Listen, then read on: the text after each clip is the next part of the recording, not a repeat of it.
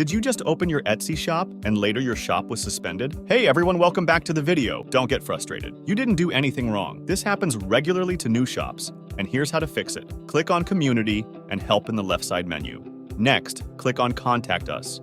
On the next page, click on Selling on Etsy. Then look for Appeal a Suspended Account. On the Appeal an Account Suspension screen, choose the option that says I haven't violated Etsy's policies or had any account issues.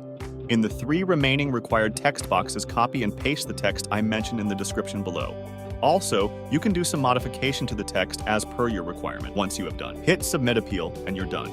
It could take a couple of days or up to 2 weeks, but Etsy should reinstate your shop. Don't expect an email notification. Check your shop daily, and you'll see when the suspension is no longer there. While you wait, move forward with branding your shop. That's all there is to it. I hope you found this video valuable. And before you go, make sure to check out this video where I'll demonstrate new AI business to make money on Etsy. Trust me, you won't want to miss it.